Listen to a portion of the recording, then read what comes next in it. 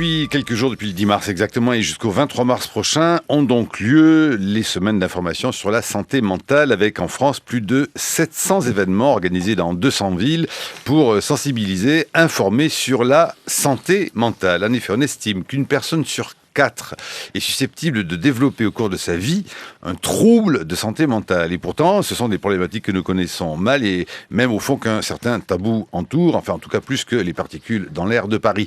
Les personnes qui souffrent de troubles psychiques sont souvent d'ailleurs mises à l'écart de leur emploi, de leur entourage, voire de la société. Alors comment réintégrer la santé mentale dans notre société ?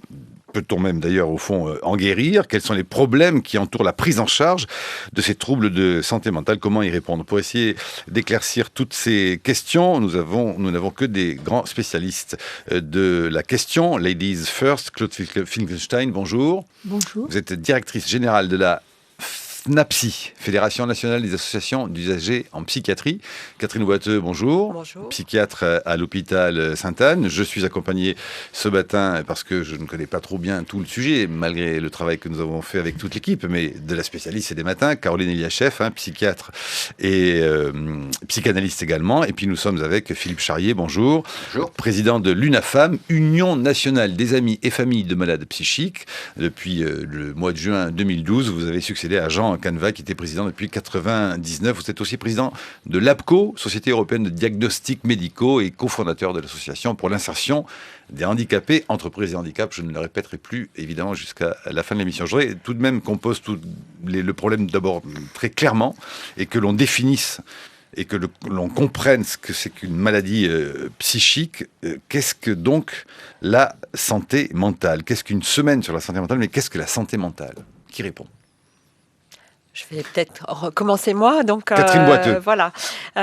Vous donnez peut-être la définition de l'Organisation mondiale de la santé sur la santé mentale. Vous verrez que c'est un domaine très très vaste et ça recouvre des entités et des identités très différentes, puisque la santé mentale, c'est un état de bien-être qui permet à chacun de réaliser son potentiel, de faire face aux difficultés de la vie, de travailler avec succès et de manière productive, et d'être en mesure d'apporter une contribution à la communauté. Donc c'est vraiment très très vaste. Ça, c'est la définition officielle, ça. C'est la définition de l'Organisation c'est un peu mondiale de langue de la bois, quand santé. même, hein. Oui, Voilà. c'est happy, En quoi. sachant que la santé, en général, c'est le bien-être, qu'il soit physique, mental et social, au-delà même de l'absence de maladie et d'infirmité. Donc c'est quand même une sorte d'idéal, en tout cas d'idée très très large. Donc en effet, quand on parle de santé mentale ou quand on parle de troubles psychiques, ça recouvre des choses très très différentes. En tout cas, les troubles psychiques, ça va de la dépression, de l'anxiété. Mais alors, est-ce que tout se des vaut quand pathologies on plus parle graves. d'handicap, de troubles psychiques, de dépression? Est-ce que la folie en fait partie? Oui. Alors, Oui, allons-y. Il Philippe Charrier. faut distinguer des passages dépressifs, des passages anxieux qui peuvent toucher une personne sur 4, des maladies psychiatriques graves, je pense notamment à la bipolarité, à la schizophrénie, aux dépressions sévères, au TOC, qui, elles, sont très handicapantes, le plus souvent invisibles, mais très troubles obsessionnels compulsifs. Voilà, c'est ça, tout à fait. Enfin, ceux qui n'ont pas l'image, oui, c'est quoi? C'est celui qui va se laver les mains 20 Donc, fois je vais par vous donner jour. un exemple.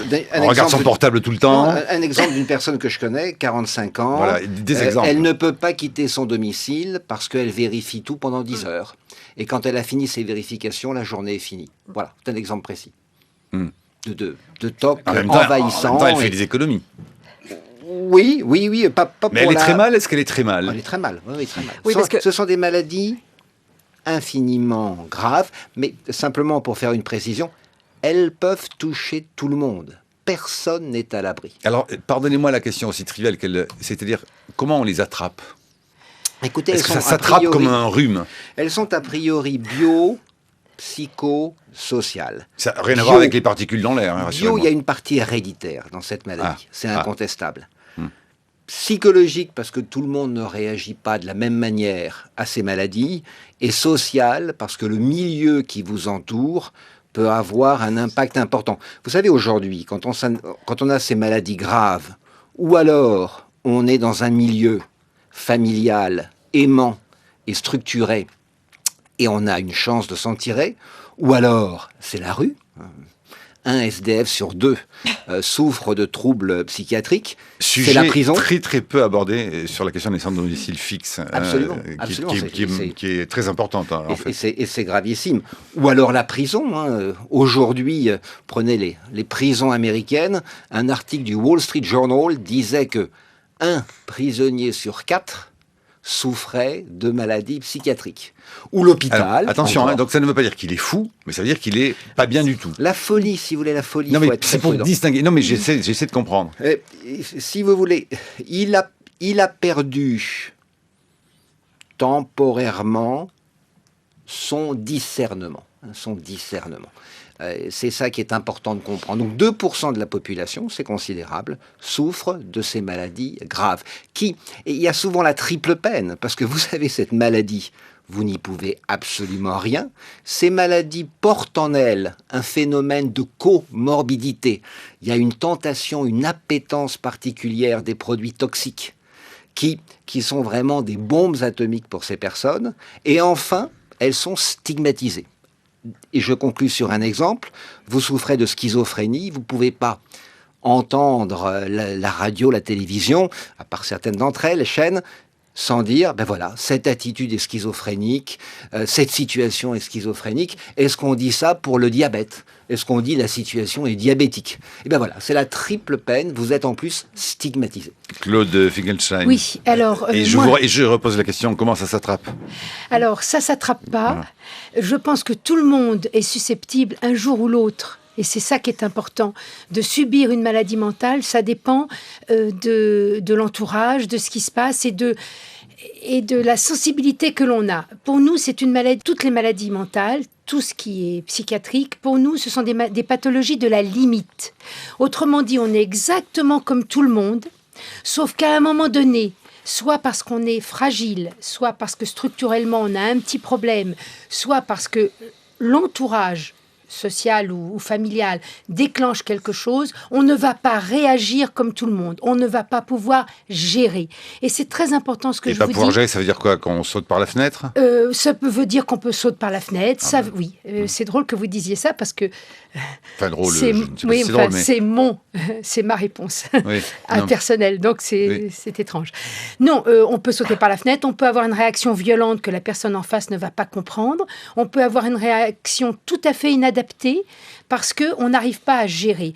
Et l'important que je vous dis, c'est parce que tout le monde, tous ceux qui nous écoutent, doivent comprendre que ça peut leur arriver. 1 personne sur 4, dans le monde entier, quel que soit. Pardonnez-moi, je veux encore des exemples. Parce que tout de même, si je crois les chiffres que nous a donnés Marinette Guéry, qui vient d'adhérer à l'UNAFAM, 12 millions d'habitants en France, 12 millions d'habitants souffrent de maladies psychiatriques. 109 millions, un coût de 109 milliards d'euros. Ça coûte très cher à la société. C'est pourtant de l'exomil, ça fait 2,5 €. C'est le coût direct et indirect. C'est le coût global. Le coût pour la CNAM serait plutôt de 20 milliards d'euros. Là, c'est le coût global. La perte, par exemple, des heures travaillées. C'est parce qu'on n'a pas de prévention. C'est notre faute. C'est notre faute, la faute de notre société. Nous ne faisons pas de prévention, nous n'avons pas une politique de prévention et surtout on n'alerte pas et on ne dit pas que c'est une maladie comme les autres qui se soigne. Moi, quand je suis une vieille dame, j'ai 66 ans. Quand j'étais jeune, j'ai eu un cancer. À l'époque, on ne le disait pas.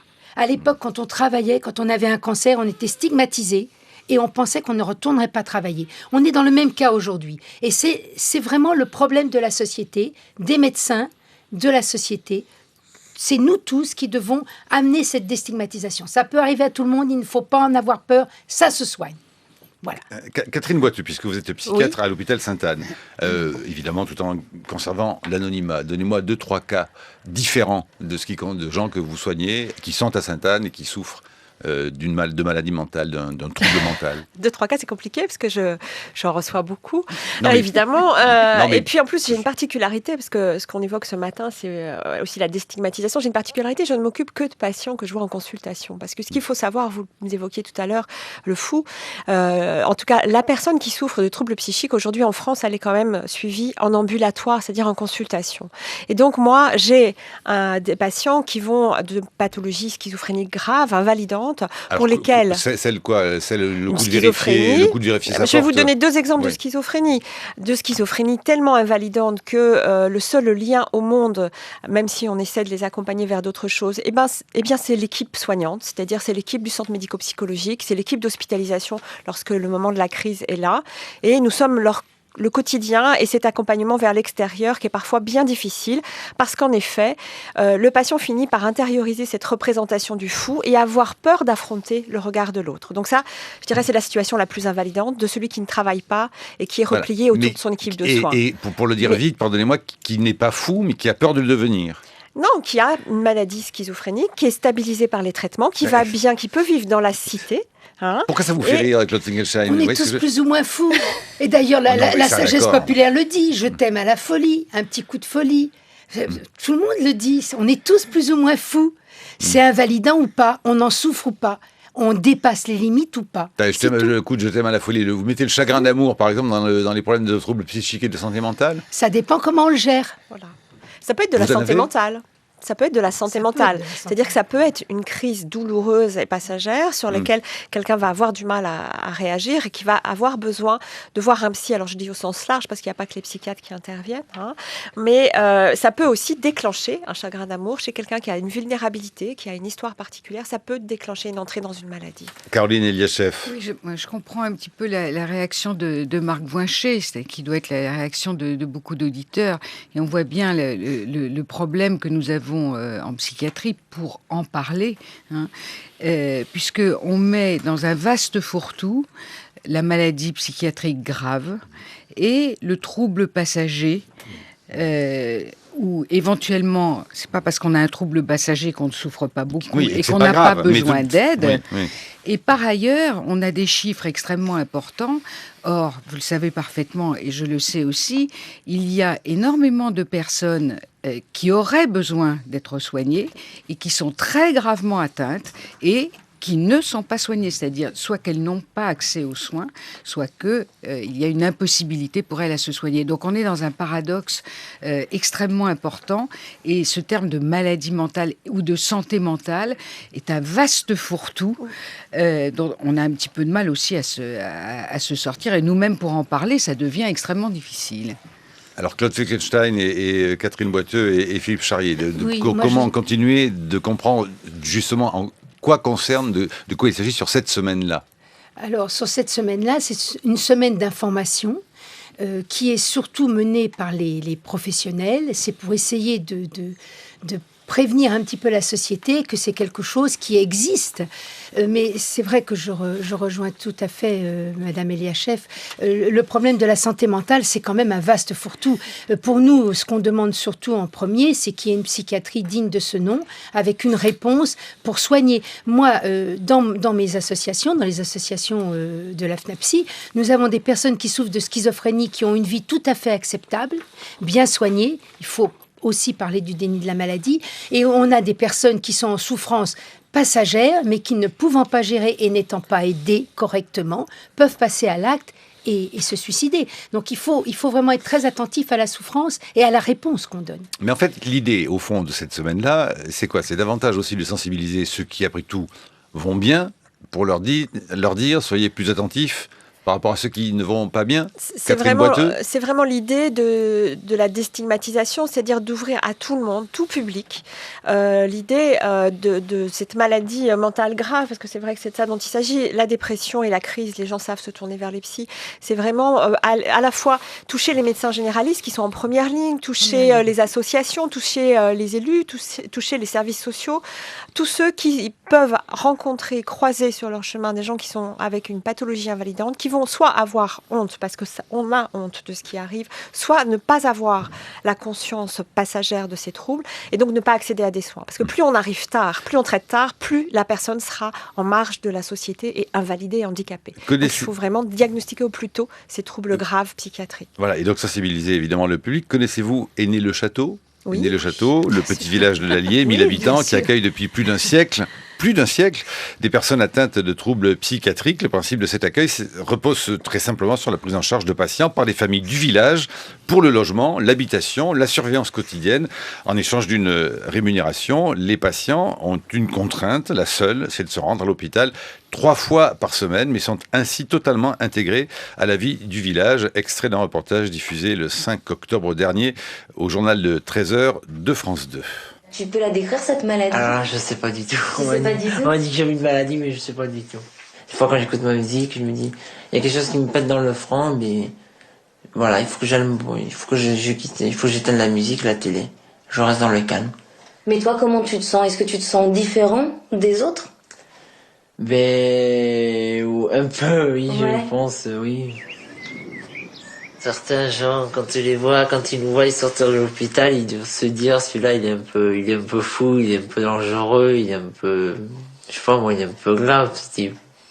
Et ça te fait quoi, ça, le regard des gens? Je trouve que c'est nul, ils s'embêtent à dire ça, parce que des fois, moi je pense qu'ils s'embêtent, mais bon, on est des humains comme tout le monde, hein. C'est vrai en plus, on est des humains comme tout le monde, hein. On n'est pas des chiens, on n'est pas des animaux. Catherine Boiteux. Oui. C'est un témoignage d'un patient comme on peut en entendre et moi en recevoir régulièrement. Et c'est vrai que cette différence due à la maladie et ce regard porté, on voit à quel point ça peut entraver. Ce sont des sujets, Madame Finkelstein disait tout à l'heure, ce sont des sujets comme nous, avec une pathologie qui va à un moment donné donner une crise, mais qui peuvent tout à fait vivre comme tout le monde et qui doivent prétendre à la même qualité de vie que tout le monde. Claude Finkelstein. Oui, deux choses qu'il faut retenir dans ce qu'il a dit. Il a dit d'abord, je suis comme tout le monde, ça vous touche évidemment, mais il a dit, je ne sais pas quelle est ma maladie. Et c'est ça l'important. L'important, c'est qu'on n'explique pas aux personnes qu'elles sont malades. On met à peu près 10 à 15 ans pour comprendre que c'est une maladie, pour l'accepter et vivre avec.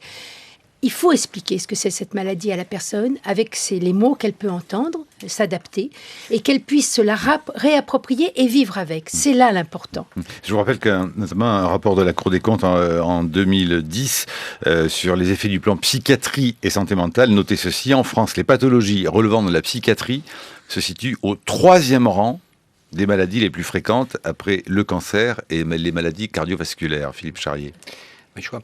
Pour cette santé mentale, je crois qu'il y a 3 objectifs. Le premier objectif, c'est faire connaître ces maladies. Les faire connaître de tous pour mieux les diagnostiquer. La deuxième, c'est vraiment changer le regard. Le Petit Prince disait « On ne voit bien qu'avec le cœur, l'essentiel est invisible pour les yeux ». Cette phrase, il faut vraiment s'en rappeler et l'utiliser. Et dernière chose, dire qu'il y a des familles, qu'il y a des aidants qui ont un rôle absolument essentiel pour faire que la vie soit possible pour ces personnes qui souffrent de troubles psychiatriques sévères. Voilà, alors 8h17, s'il vous plaît, je vous en prie, c'est l'heure de votre chronique, Brice Couturier. Merci Marc. Le musée d'Orsay organise une exposition consacrée à l'exploration croisée des œuvres de Vincent van Gogh et Antonin Artaud. Dans son extraordinaire livre enquête sur les origines de notre culture contemporaine intitulé Les modernes, le regretté Jean-Paul Aron accorde un chapitre à la conférence d'Antonin Artaud au Vieux-Colombier en 1947. Il commence, Jean-Paul Aron, par plaider en faveur d'une science nouvelle qu'il baptise provisoirement audiométrie, discipline qui, je cite, ausculterait le jugement public, capterait ses pulsations insensibles, évaluerait sa croissance, calculerait ses lassitudes, bref, une espèce de bourse des valeurs médiatico-culturelles qui permettrait de jauger les évolutions de fond de l'esprit public. Jean-Paul Aron se propose d'appliquer son audiométrie au cas de l'écrivain Antonin Artaud, parce qu'à travers la réévaluation de son œuvre après la guerre se dirait le rapport de l'intelligentsia parisienne à la folie. Il y a en effet, ce 13 janvier 1947 à 21h au Théâtre du Vieux-Colombier, quelques-uns des plus éminents représentants de l'esprit du temps. André Breton, André Gide, Albert Camus, Audiberti, Adamov et d'autres un peu oubliés depuis. Or, Artaud, libéré depuis peu de l'asile d'Ivry, se révèle ce soir-là incapable de prononcer le discours qu'il avait peut-être préparé. Il profère des mots inintelligibles On voit des choses surprenantes, écrit toujours Jean-Paul Aron. Gide et des Dadamov escalader la scène afin de l'embrasser. On voit une salle en transe applaudir à ce discours dément. La folie s'imposer comme un bien de consommation courante et s'emballer l'idéologie du signe sans contenu. Fin de citation. Bref, la folie est redevenue tendance. De nombreux courants littéraires et intellectuels ont valorisé la folie. Sans remonter jusqu'à Erasme, dont le propos est ambigu, rappelons l'étrange statut qu'a la folie dans le romantisme. Peut-être à cause du destin tragique de personnages tels que Hölderlin ou Robert Schumann, elle y est considérée comme la rançon du génie, le résultat inéluctable de l'affrontement entre poètes épris d'absolu et une société prosaïque et pharisienne. La folie, comme le rêve et l'hallucination, sont censés alors livrer l'accès à une vision renouvelée.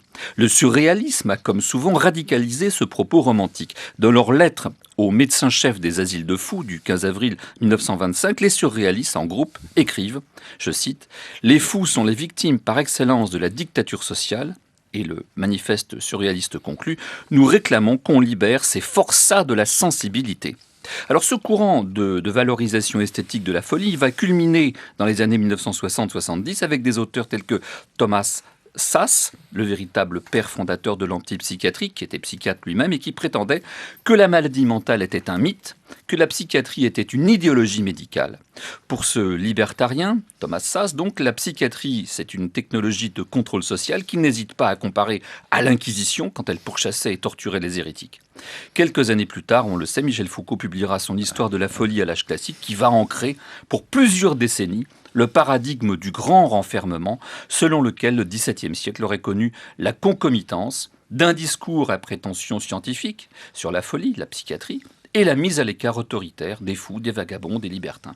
À partir de cet évangile selon Foucault, comme l'a baptisé Claude Quetel, l'historien qui conteste radicalement les thèses de Foucault, s'est développé tout un discours philosophique valorisant la part de déraison que chacun est censé porter en soi.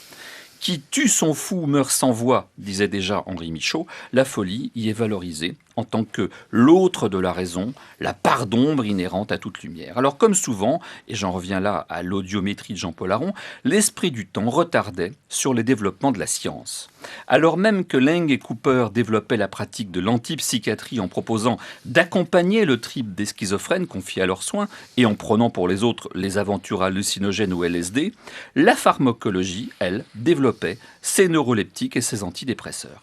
Aujourd'hui, les neurosciences sont en train de se hisser au statut de science fondamentale de la psychiatrie, du moins sur le plan international, car la France me semble faire de la résistance. Les méthodologies sont en voie de bouleversement. On recourt non seulement à la pharmacologie, je le disais, mais à l'imagerie, à la réalité virtuelle, au point qu'on peut se demander si la tendance n'est pas à un retour aux théories du XIXe siècle qui attribuaient les maladies mentales à des héritages génétiques ou à des dysfonctionnements du cerveau. On est loin, on le voit, des affections de l'âme. L'image de la folie a bien rompu avec la romanticisation de l'époque où André Gide embrassait le vieux Antonin Artaud au théâtre du Vieux-Colombier. La chronique de Brice Couturier sur franceculture.fr qui répond, je vous ai vu prendre des notes et être très attentive, Claude Finkelstein. Oui, la part de déraison. Évidemment, la part d'ombre à toute lumière. Je veux dire qu'on a tous notre grain de folie. Et heureusement, vous imaginez un monde d'êtres humains sans folie. C'est pas possible. Donc, je pense qu'il faut comprendre que la folie fait partie de tout être humain, mais que certains peuvent, ce que je l'ai dit tout à l'heure, gérer ou pas gérer, souffrir ou ne pas en souffrir. Il y a cette notion de souffrance et de gestion, et il faut dire que les molécules peuvent aider à la gestion. La psychothérapie aussi, il ne faut pas oublier. Une personne chez nous, dans les associations, vit bien quand elle a les deux réponses. La molécule quand elle en a besoin et la psychothérapie, je pourrais dire presque à vie, parce qu'il faut aider à vivre avec cette souffrance pour la transcender et faire des belles choses. Il y a beaucoup de sensibilité chez nous. Est-ce qu'il y a un retour en arrière, comme semble l'induire et le constater Brice Couturier? Est-ce qu'on revient presque au fond, je ne sais pas moi... en arrière, Regardez, si je cite l'histoire de la folie de Foucault, 72, il parle de la place du fou dans la communauté. Pour lui, au Moyen-Âge, le fou occupe une place dans l'ordre social, place acceptée, et on parle donc d'ailleurs de l'idiot du village. La Fondation, par décret en 1656, d'un hôpital général, qui servira de lieu d'internement pour les fous, les pauvres et les criminels, marque le début d'une logique d'internement dont on n'est pas totalement sorti. Moi, je crois qu'il faut quand même faire attention, notamment pour des pathologies telles que la schizophrénie et les troubles bipolaires. Il n'y a pas un état tout rose où ces gens-là étaient intégrés dans la société. Et on le voit encore aujourd'hui dans des sociétés qui ne sont pas comme les nôtres, avec un accès quand même au système de soins relativement facilité, même si on sait qu'il a vraiment des limites et qu'on peut largement améliorer les choses. C'est quand même le schizophrène et le bipolaire vont être mis à la marge de la société. Ils souffrent de leur maladie. Je crois qu'il faut vraiment avoir cette idée-là.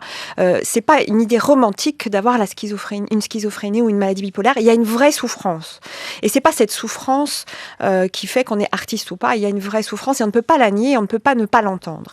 Et cette souffrance-là, elle est redoublée par cette exclusion sociale où qu'on soit. C'est-à-dire qu'on soit en France, mais qu'on soit en Afrique, en Asie, on est mis en marge et on va mourir plus tôt, on va être plus facilement victime de crimes ou de vols. On ne peut pas avoir une vision romantique de ces maladies-là. Ce sont des maladies vraiment constituées. Là où il faut se méfier, c'est qu'on a cette tendance à vouloir rationaliser. C'est très rassurant de se dire que c'est une neuroscience et qu'on va trouver une molécule, un neurone, un gène. On sait aujourd'hui, comme vous l'a dit tout à l'heure Monsieur Charrier, que c'est complexe ces maladies. Il y a une vulnérabilité biologique, mais il y a aussi tous les facteurs environnementaux qui vont faire qu'à un moment donné ou à un autre, un tel va déclencher une maladie schizophrénique ou une maladie bipolaire. Et on ne peut pas dire le jour où on aura trouvé le bon neurone, on va éradiquer. C'est pas vrai, parce qu'il y a cette souffrance-là, parce que c'est multifactoriel, et donc on ne peut pas agir tout simplement juste sur un gène ou juste sur un neurone. C'est pas si simple. Philippe Charrier, un auditeur nous alerte et nous dit, par exemple, il y a un sujet important sur cette question, c'est qu'une des causes de plus en plus fréquentes de justement les problèmes psychiques, de maladies mentales, c'est notre alimentation de plus en plus faible en micronutriments. Oui, non ? Ça peut être multifacteur, ça pourrait être un des facteurs. Mais fondamentalement, ce que je voudrais dire, voyez-vous, et peut-être rajouter à votre intervention, c'est les familles voient brutalement leurs enfants changer à l'adolescence, 16 ans, 17 ans, des enfants parfaitement insérés, qui marchent très bien à l'école, qui ont des amis, et brutalement, ça tombe, la maladie tombe. Un papa me disait, membre de l'UNAFAM, l'Union des familles, il me disait, ma fille m'a dit tout d'un coup que sa tête était en bois. Et cette souffrance tellement violente pour ces enfants les conduisent à des tentatives de suicide fréquentes, les conduisent parfois à avoir recours à des produits toxiques pour essayer d'alléger cette souffrance qui les habite 24 heures sur 24 en tant que crise. Et bien évidemment, par la suite, une difficulté d'insertion considérable pour des personnes qui gardent leur intelligence, toute leur intelligence, il faut le dire. Voilà pourquoi le mot folie est inquiétant. Toute leur intelligence. Donc, ce que je dis d'abord aux familles, vous voyez, venez à l'UNAFAM. On est là pour nous aider, pour vous aider à avancer. Claude Finkelstein et Caroline Eliachev vont intervenir. Oui. Je vais mettre un tout petit bémol sur le brutal. Ça paraît brutal à la famille. Pour la personne qui le vit, ça n'est pas si brutal que ça. Il y a des choses à gérer avant qu'on ne dit pas, qu'on ne peut pas dire, qu'on ne sent pas comme anormal. Et c'est là que, pour moi, la prévention est très importante. Attendez. Vous voulez dire que la famille peut plus mal vivre la folie de l'autre que celui qui la vit, le mal-être de l'autre que celui qui le vit. Il y a deux éléments pour la famille. Le premier élément... C'est qu'elle en fait trop, quoi. Oui, mais le premier élément, c'est que toute famille, tout parent veut un enfant idéal. Bon.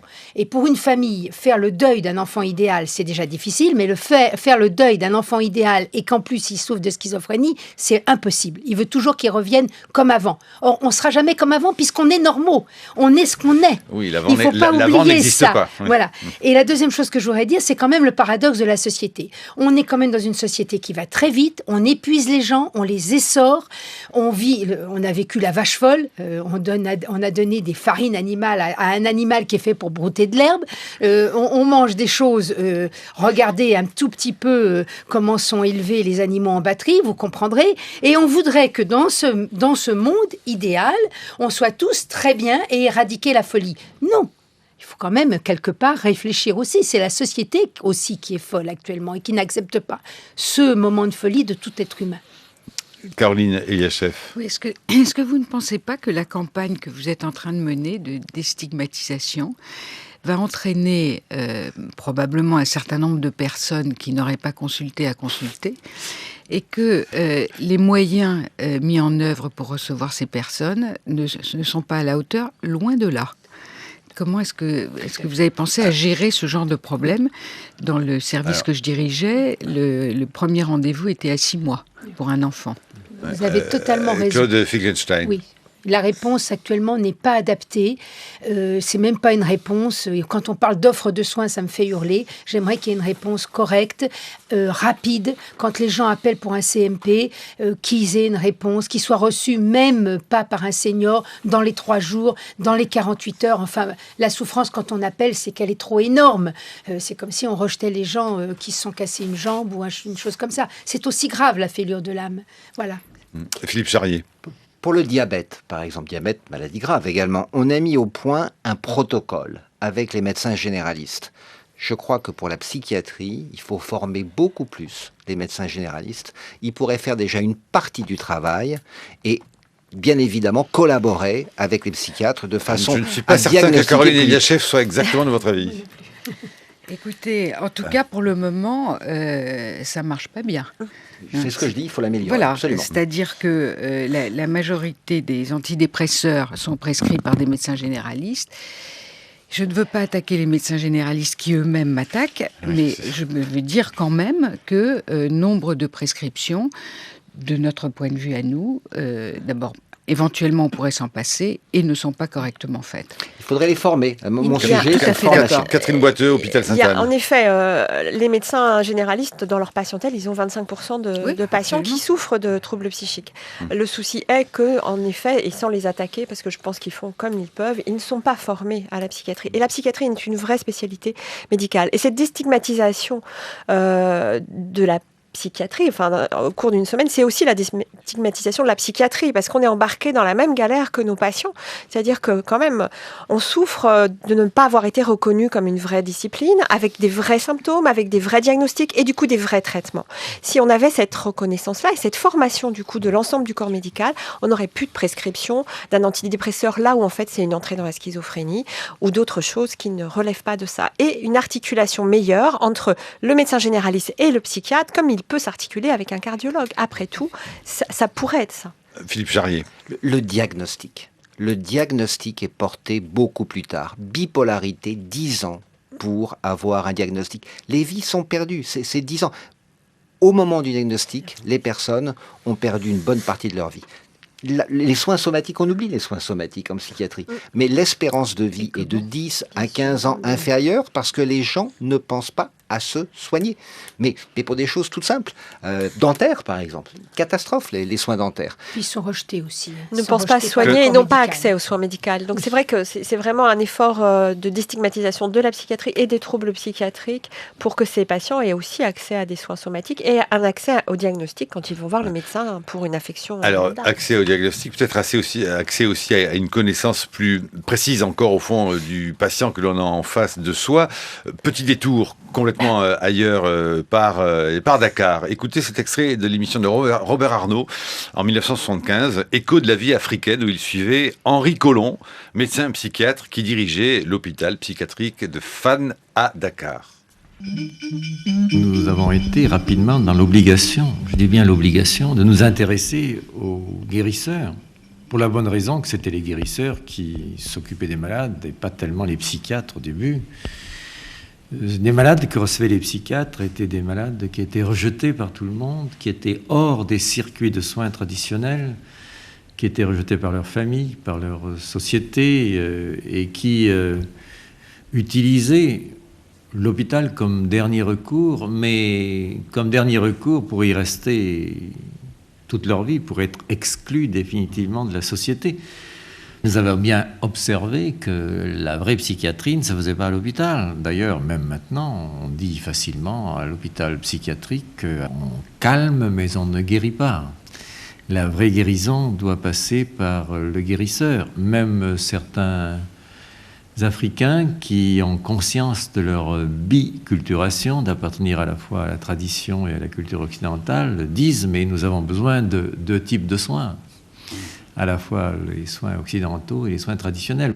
Bon, ça c'était 1975, Claude Fickenstein et Philippe Charrier. Claude Fickenstein. Oui, tout à fait. Le guérisseur, quand une personne vient à une culture où le guérisseur est important, ça aide à se soigner. Ça aide à se soigner parce que la souffrance est tellement forte, elle est nettement plus forte que la souffrance physique, je peux vous le dire parce que j'ai vécu les deux. La souffrance est tellement forte que le fait qu'une personne vous accompagne et dise je vais t'enlever le mauvais œil ou quelque chose comme ça, aide à aller sur le chemin du vivre avec. C'est la psychothérapie pour nous, cartésien, point barre. Oui, Philippe Charrier. C'est très juste finalement ce commentaire du médecin exerçant en Afrique. Aujourd'hui, au-delà des médicaments, la remédiation cognitive, les groupes de parole ont vraiment une importance considérable pour permettre aux malades de gérer leur maladie. Voyez-vous, donc, les soins ne suffisent pas. Il faut autre chose. Caroline Diachef. Oui, je crois que c'est vous, Madame Finkelstein, qui avez initié les GEM.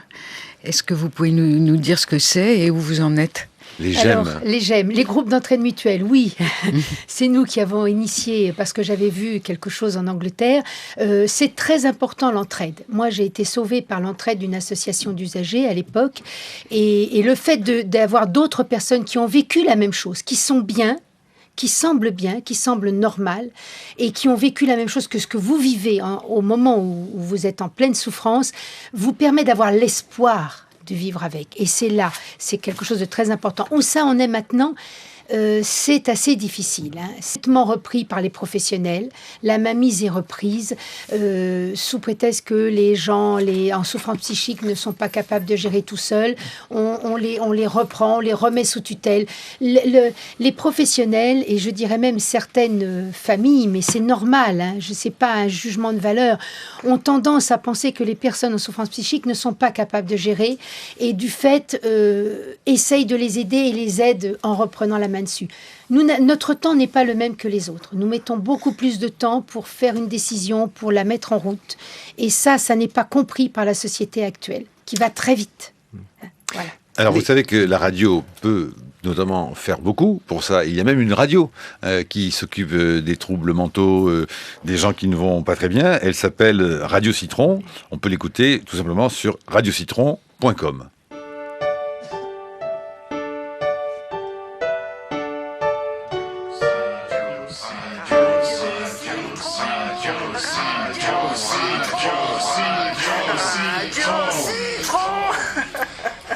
Bonjour Isabelle. Bonjour.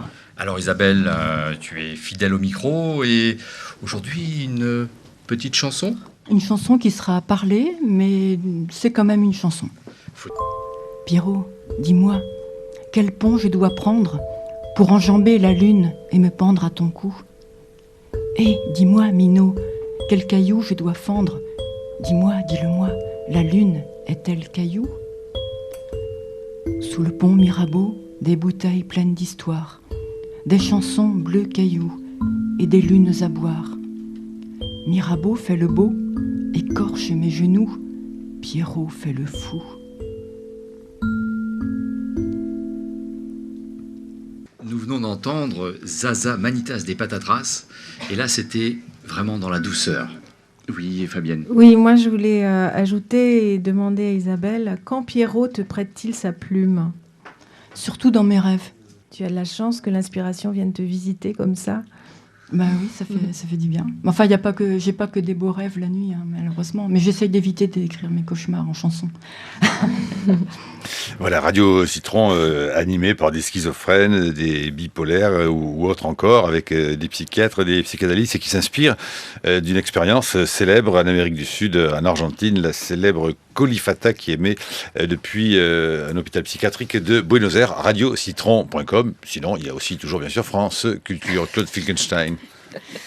Oui, ce poème, cette chanson, elle a sa place dans toutes les radios, pas seulement Radio Citron. Voilà, c'est ce que je voulais dire. C'est bien pour ça que nous avons eu envie de la diffuser également. Merci. Brice Couturier.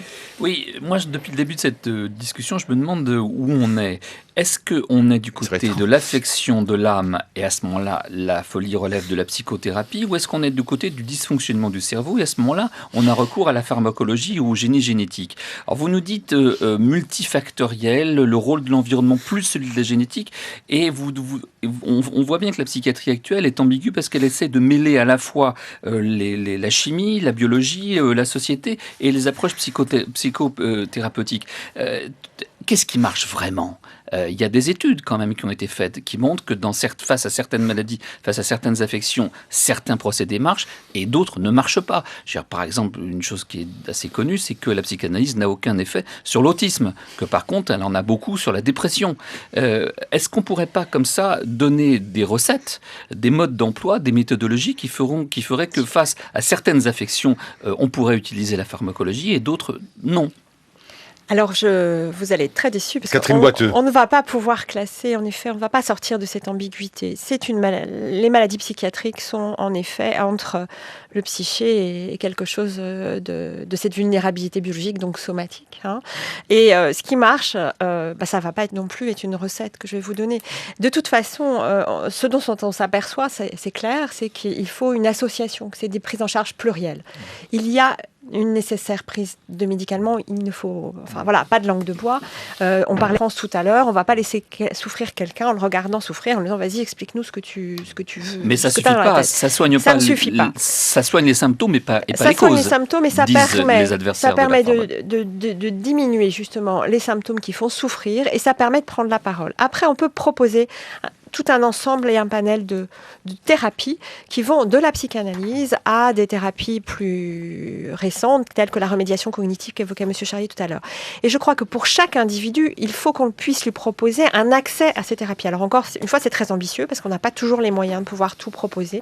Et c'est l'association pour un individu donné d'un traitement médicamenteux qu'il va poursuivre, qu'il va comprendre, qu'on va lui expliquer, pour lequel il va pouvoir poser des questions, qui ne va pas non plus être stigmatisant, parce que quand on arrive à la pharmacie avec son ordonnance, je peux vous dire qu'on en entend parfois des choses compliquées sur son traitement et qu'on n'a pas très envie de le prendre quand on a eu la réflexion.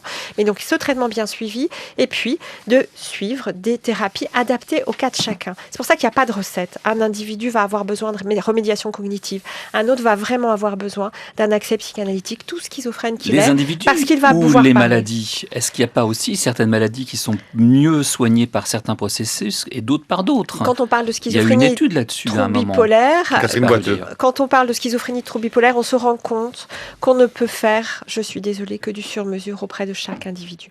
Après, à nous de par contre organiser cet accès au sur-mesure. C'est-à-dire qu'il faut qu'on puisse, et ça c'est compliqué, pouvoir permettre cet accès à chacun. Et ça, c'est une vraie difficulté. Philippe Charrier. Vous évoquez là la médecine d'hier. Oui. La médecine de demain, c'est une médecine personnalisée.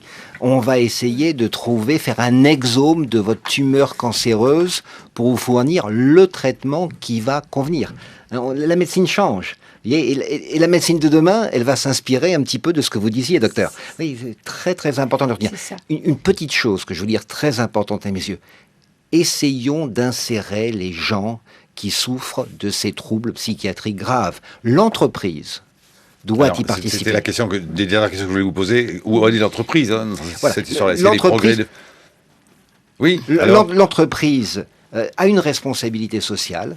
Elle doit insérer les handicapés, aussi les handicapés psychiatriques. Nous, on œuvre dans ce domaine et on a des résultats considérables. Moi, ce que je voulais dire, c'est que la psychiatrie est le chef de file de la médecine de demain. La médecine de demain, ça sera une médecine holistique. On ne peut pas faire autrement, même pour les pathologies somatiques. Si vous prenez pas la personne dans sa totalité, vous n'y arriverez pas. Et c'est vraiment, on devrait regarder ce que la psychiatrie fait tous les jours depuis des centaines d'années. C'est ça, la médecine de demain, c'est une médecine holistique. Vous êtes d'accord avec ça, Caroline Lachaif ? Oui, enfin, je comprends bien ce que dit Brice, et en même temps, on est justement dans un domaine extrêmement complexe et qui effectivement touche à la fois tous les domaines. Et les études que vous citez, oui, elles existent, elles sont contestées, elles sont contestables. D'autres études disent l'inverse. Et donc, on est dans un domaine extrêmement compliqué. Et il faut dire que, même sur le plan médicamenteux, où on sait quel médicament on doit donner, on bricole. On bricole, il faut le savoir. On n'est pas comme pour un traitement antibiotique où il faut avoir le dosage sanguin qui etc. Donc voilà. Dernière question, est-ce qu'il y a aujourd'hui des pathologies de maladies mentales, de mauvais état mental dues, je ne sais pas moi, à des nouvelles choses qui sont apparues, la compulsivité d'Internet, le portable? Est-ce que la crise sociale déclenche des comportements compliqués, provoque des maladies mentales, la misère, le chômage, je ne sais. Est-ce qu'il y a des choses qui apparaissent, qui n'apparaissaient pas forcément auparavant? En tant qu'élément déclenchant, vous avez raison. Crise, je sais pas, la crise, pour le dire un peu brutalement et un peu grossièrement, la crise, quoi. Mais c'est vrai, parce que ces maladies sont endogènes, vous les portez. Pourquoi tout d'un coup elles explosent? Et elles peuvent arriver à tout âge, 17 ans, 18 ans et parfois à 35 ou à 40 ans. Il y a un élément déclenchant. Vous parlez beaucoup des jeunes, mais ça n'arrive pas seulement quand on a l'adolescence, non? 60, quand on a 40 ans. même 60. La plupart, on peut péter un câble. La retraite, Voilà. le changement de vie peut déclencher quelque chose qui existe structurellement, mais qui n'a jamais eu l'occasion, je dirais, de montrer le bout de son nez. Voilà. Merci